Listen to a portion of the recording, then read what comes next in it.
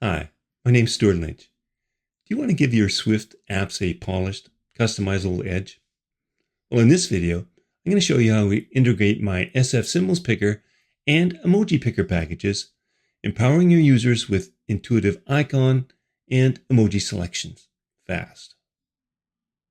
Over the course of the last year, I've created two Swift packages. One of them, the SFSymbol Picker, was developed in a series of 3 videos. I'll leave a link in the description. It's a package that allows you to create a picker for one of the over 6,000 different SF symbols that are available. The other is a very similar package for selecting an emoji and assigning that emoji to a string.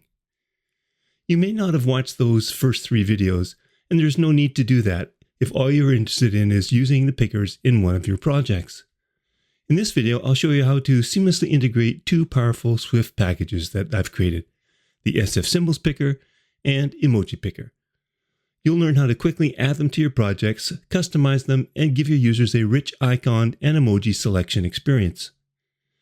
By the end of this video, you'll have learned how to install the packages, and by way of example, I'll show you the basic implementation of both pickers in that first tab view.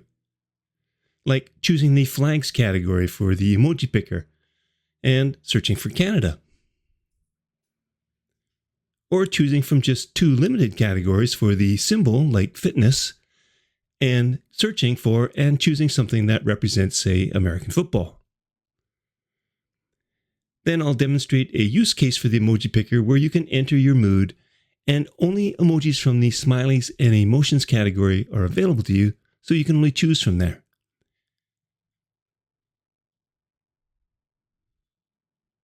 And then on the final tab, an example of how you can get creative with the SFSymbol Picker to offer your users a folder to be able to change the color and the icon at the same time.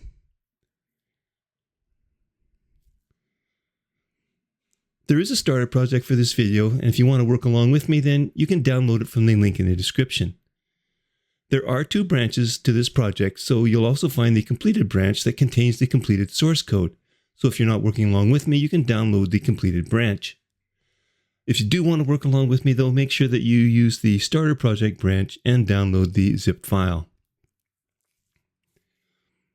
On the Start tab view of the project, I've listed the 2 packages that are here in the header section as a comment. You can just hold down the Command key on your keyboard and click to launch your web browser to take you to the site if you want to check out the repository. For example, here is the site for the SFSymbol Picker package.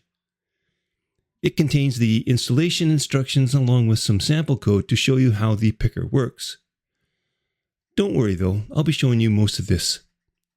But there's also a section on the demo app that is included with the package, so that you can get another full working example. So you might want to check that section out.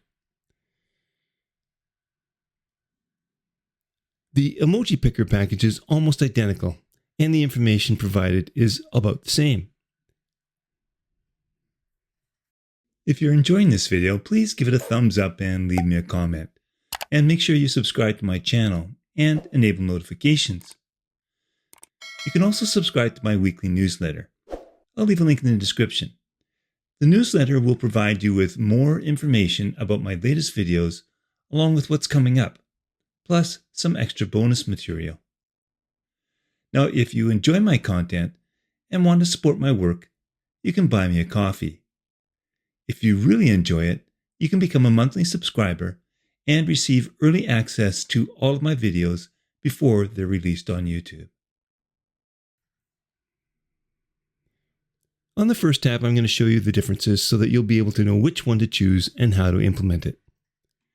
So let's start with the simplest package, and that's the Emoji Picker package. Just copy the URL, and then from the File menu, choose Add Package Dependencies. And then you can paste in that URL into the search field. Once it appears, click on Add Package, and then Add Package again. And you'll see that it's installing the package for the Picker Package Demo app target. Once it's installed, you'll see it in the Package Dependencies section in the navigation pane. The version as of this date where I'm recording is 1.0.4. So let's go to the first tab, the Sample Picker view. I want to give the users the ability to change this emoji here. This means that we'll need to change the let here to a state variable instead. We're also going to need a way to trigger the presentation of that picker as a modal sheet. So I'm going to create a Boolean state property called pickEmoji, and I'm going to initialize it as false.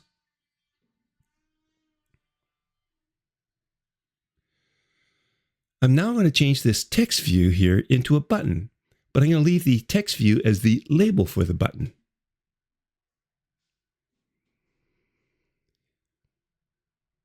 The action of the button, though, will be to toggle that state variable. This then will allow us to bind that to a sheet that will get presented. For the content then, I'm going to display my picker. So that means I'll need to import that Swift package into this view.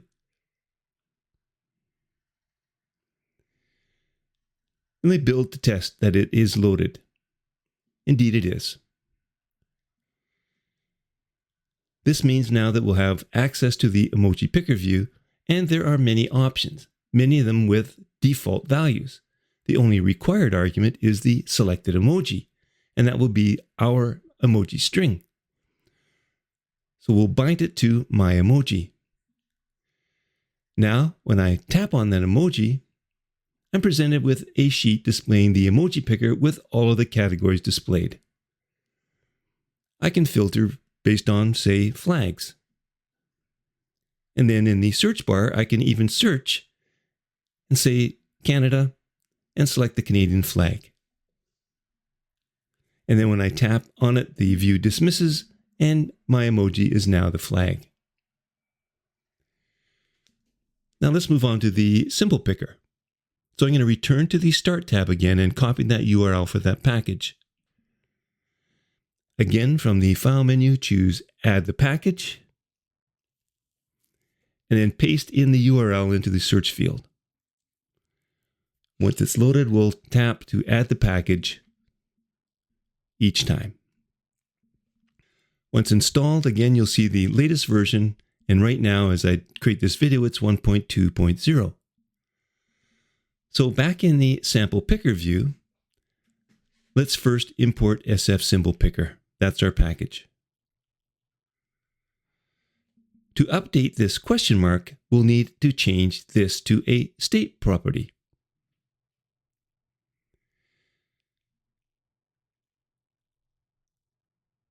We'll also need a Boolean state property to toggle the sheet, so let's call it pickSymbol. And I'll initialize it as false. But there's one more thing that we'll need to do. Since there are so many symbols, if we try to load these each time that we present a sheet, as we do for the limited emoji picker number, then there will be a significant delay. So what I do is I preload these symbols into the presenting view. So to do this, we'll have to create a private variable, doesn't need to be a state variable, that I'll call loader, and that's an instance of the symbol loader class that's part of SFSymbol package. Next, I'm going to change the image to be the label of a button, as we did for the emoji. And again, for the action of the button, I'll toggle the pickSymbol Boolean. And now I can add another sheet method that this time is bound to that Boolean variable. For the presented view, we can choose the symbol view, but this time you see that there are two required arguments as well as the optional ones. There's the loader and the selected symbol. But I'm also going to choose one of these optional arguments, which is limited categories, as I don't want to present all of the available categories of the symbols. So the loader is our loader instance. The selected symbol is bound to the symbol variable. And for limited categories, I can see it's an array of category enum. So I'll start with an empty array. And then if I just type period, you'll see all of the different choices. So let's pick thickness and communications. I'm also going to limit the presentation detent of this sheet, and I only want it to be the medium one. So that has to be in an array. Now when we tap on the symbol, we'll get that medium sheet presented. There are all categories, but those all categories are only the two that we have limited choices for. So if I pick fitness, I can search within that category for, say, football, and choose one of them. Okay, so now let's take a look at a more practical example. On the next tab, I have a mood tracker view that has an emoji and a text view. And you can enter anything into your mood field and record it, and it gets added to the list along with the current date. The problem is that the emoji is always a happy face, and we're not always in a good mood. So I want to give the user the ability to choose an emoji, but only provide the smileys and emotion category. So first we'll import Emoji Picker. I'll change this emoji string variable into a state property so that it can be changed. Create a Boolean state property to be used to present the sheet and initialize it as false. And then I'll change the text view that's displaying the emoji into a label for a button. And then for the action in the button, we'll toggle the pick emoji variable. Now that we have that, we can present the sheet. But instead of using a sheet, I'd rather use a popover presentation. And with a popover presentation, it allows us to present a sheet with a limited frame size and with an arrow to point at that which is being changed. So we'll attach it directly to the button itself. And the popover presentation has some additional options. And I'm going to choose the one with the arrow edge.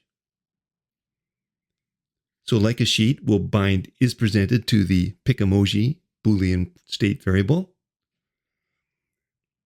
I'll set the arrow edge to the leading. And then for the content, we'll simply present our Emoji Picker view. However, this time, I'm going to choose the limited categories here as well. So we'll bind the selected emoji to our emoji. And then for the limited categories array, we'll just use the smileys and emotion. I'm going to set the frame to a width and height of 300. And I'll need one more thing. I'll need to apply the presentation compact adaptation method with the popover case. Well, I can now type in how I'm feeling. And I'll tap on the emoji. And this time I see that it's a popover with that arrow on the leading edge pointing to the emoji itself. And only smileys and emotions are available. There is no category to pick from. And I can actually search for an emotion though and select one. And then I can add it to the mood tracker list. Let me try one more. I'm in love. So let me find an emoji for that. And before I can record my mood, I'll need to specify my feelings. Great. Now the trouble with this implementation is that I can't change the emoji after I've recorded it. I'd have to delete the row and try again. And I'm going to leave it up to you to sort that one out. But we have one more thing to do. Switching to the My Folders view now, I see I have a lot of colored folders with SF symbols overlaid on top of a folder. And each folder has a name. And these are all instances of this folder class, and I'm using a static array for the samples. You can see that the list row is an H stack where the folder image is this Z stack, and the name is an editable text field. What I can't do, however, is change the folder icons or the colors. And what I want to do is to create a new view that will allow me to do both at the same time. So I can't just use my SFSymbol Picker out of the box as it is. To accomplish this though, I'm going to create a new SwiftUI view. And I'm going to call it Folder Style View. Now this view will receive the folder that is selected, so we'll be able to use all three of our properties in this view. And then in order to change the symbols, I'll use the SFSymbols Picker. So let's import that first. So this will be the presented view, and I don't want to create the instance of the required symbol loader class here though. I'm going to pass it in from the presenting view. Then, in order for us to do our design work, we'll need the preview to work, so in the previews, we'll create our instance there. I also want to pass in the folder that we're going to tap on to this view so that we can use the title, but also modify the color and the symbol. And since the folder class is an observable class, we can pass it in as a bindable object so that we can modify it here, and the presenting view will get updated. So again, we'll need something in the preview so that we can do our design work. So we'll need to add in a folder. But we'll want to modify it here so we can use the previewable macro to create a state property, which is what we'll get in the presenting view, and just pick a sample folder from our static samples array, like the one at index 0. And then we can use that state property then as the bindable folder for our preview. Great. That's all we need now to continue on with our design. Now, since this is going to be presented as a modal sheet, I'll want to use the dismiss key path for the environment so that I'll be able to dismiss the sheet with the button that I'm going to create in the toolbar. So I'm going to create that environment variable for dismiss key path first. Next, I'm going to replace the text view then with a navigation stack. Inside there, I'll create a V stack. As the first element in the V stack, I'm going to create an H stack. And then as the first element in the H stack, I'm going to create an image where the system name is the folder's symbol property. I'll make it resizable, scale to fit, but limit the size by setting a frame to a width of 50.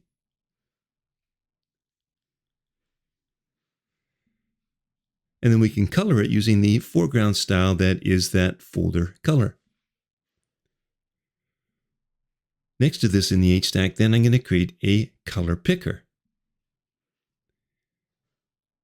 And for the title key, I'll just use the string color, but the selection is bound to the folder color.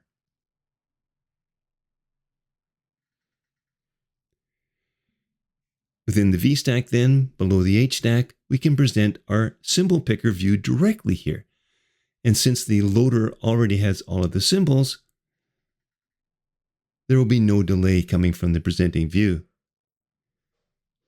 The loader argument is our loader. The selected symbol is the binding, which is our folder symbol.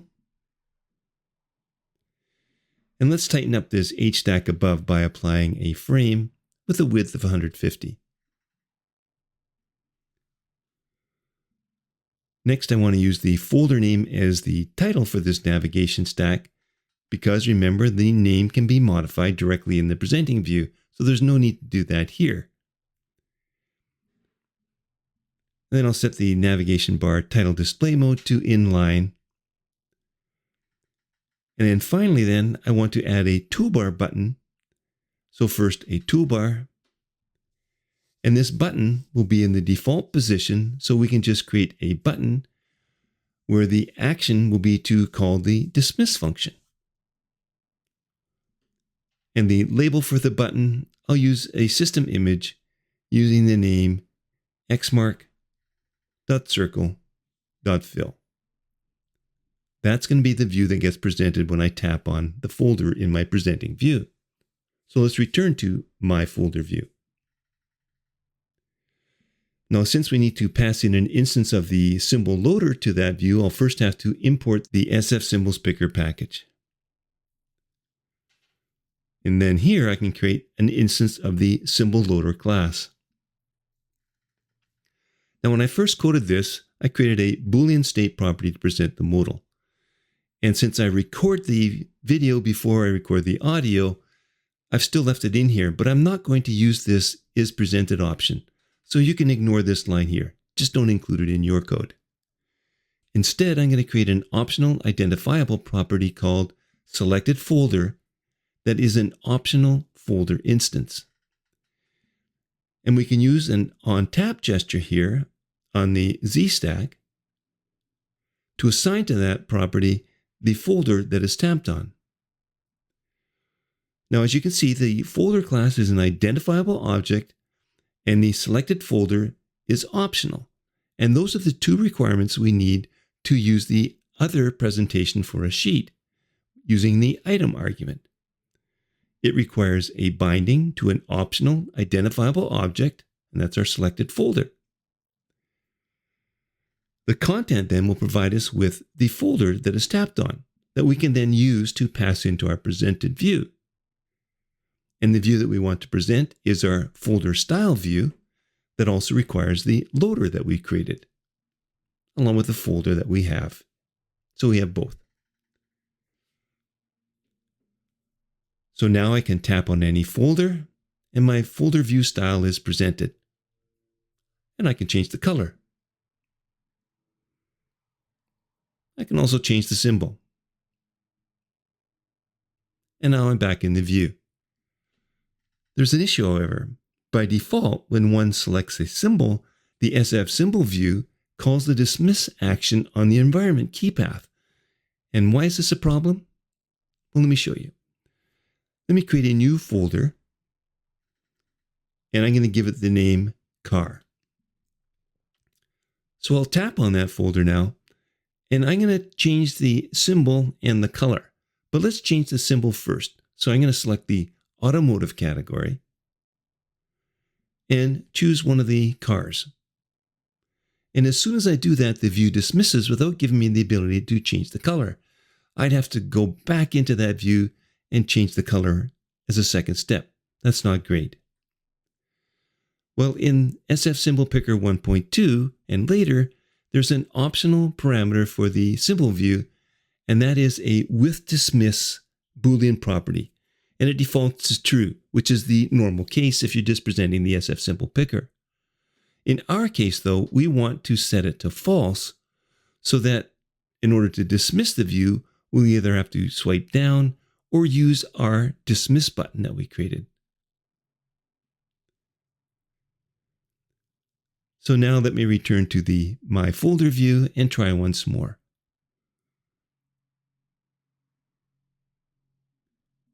So I can create my new car folder. I tap on it to change the folder, and I'll choose the automotive category first this time and pick a symbol for the car that I want. This time the view doesn't dismiss though, and allows me to select a color. When satisfied, I can tap the dismiss button, and I find that my folder row has been updated. Perfect. If you found this tutorial helpful, please give it a thumbs up and leave me a comment. You can subscribe to my channel to get notifications of new videos. And remember that you can also download my YouTube channel listing app for free and quick access to all of my 350 plus YouTube videos. A link's in the description. And also remember I have a full SwiftUI course available on my Teachable site where you learn how to build a fun multi-targeted app.